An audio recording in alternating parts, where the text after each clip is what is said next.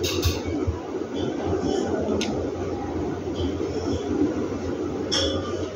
कृष्ण कृत दुर्गा स्तोत्र। इस स्तोत्र का स्तवन स्वयं भगवान श्री कृष्ण ने भगवती दुर्गा को प्रसन्न करने के लिए किया था। तो आइए हम और आप सभी इस नवरात्र के महापर्व पर माता जगदम्बा को प्रसन्न करने हेतु बड़े ही श्रद्धा पूर्वक इस स्तोत्र का श्रवण करते हैं। तो आइए प्रारंभ करते हैं। ओम त्वमेव सर्वजननी मूल प्रकृतिरीश्वरी त्वमेवाद्या सृष्टिविधौ स्वेच्छया त्रिगुणात्मिका कार्यार्थे सगुणा त्वं च वस्तुतो निर्गुणा स्वयं परब्रह्म स्वरूपा त्वं सत्या नित्या सनातनी तेजः स्वरूपा परमा भक्तानुग्रह विग्रहा सर्वस्वरूपा सर्वेशा सर्वाधारा परात्परा सर्वबीज स्वरूपा च सर्वपूज्या निराश्रया सर्वज्ञा सर्वतो भद्रा सर्वमंगल मंगला सर्वबुद्धि स्वरूपा च सर्वशक्ति स्वरूपिणी सर्वज्ञान प्रदा देवी सर्वज्ञा सर्वभाविनी त्वं स्वाहा देवदाने च पितृदाने स्वधा स्वयं दक्षिणा सर्वदाने च सर्वशक्ति स्वरूपिणी निद्रा त्वं च दया त्वं च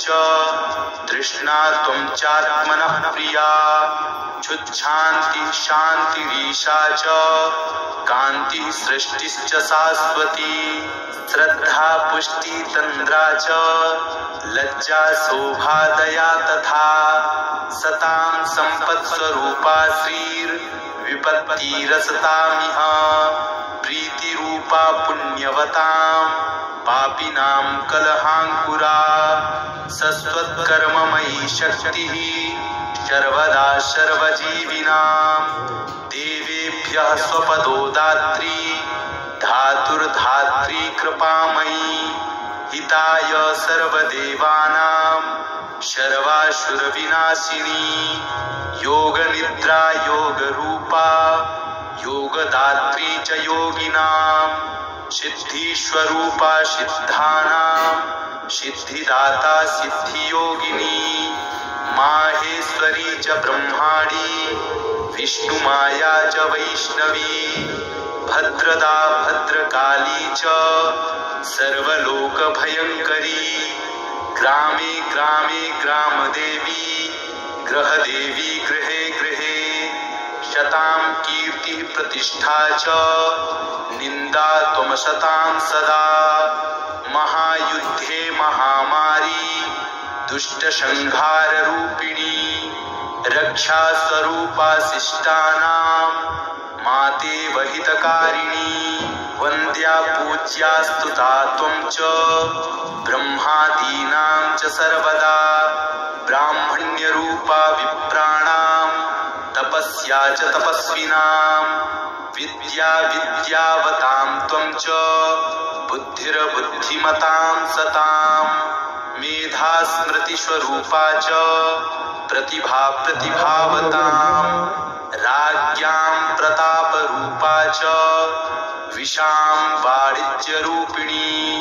सृष्टौ सृष्टिस्वरूपा त्वं रक्षारूपा च पालने तथान्ते त्वं महामारी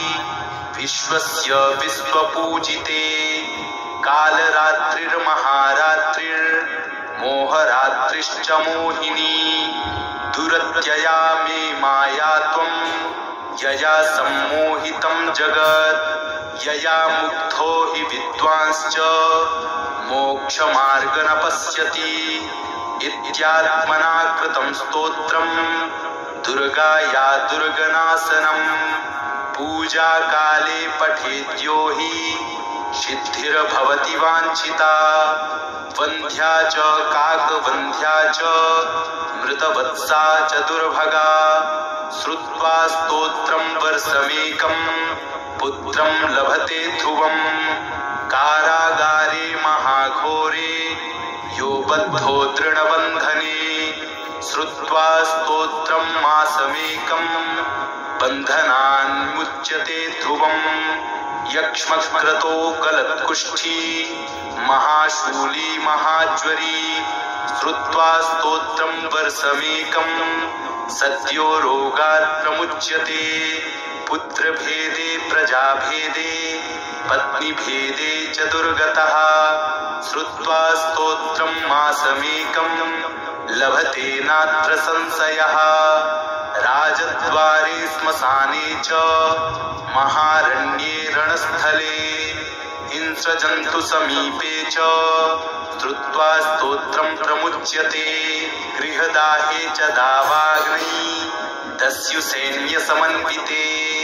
स्तोत्रश्रवणमात्रेण लभते नात्र संशयः महादरिद्रो मूर्खश्च वर्षस्तोत्रं पठेत्तु यः विद्यावान् धनवांश्चैव स भवेन्नात्र संशयः इति श्रीकृष्णकृत दुर्गा स्तोत्रं सम्पूर्णम्।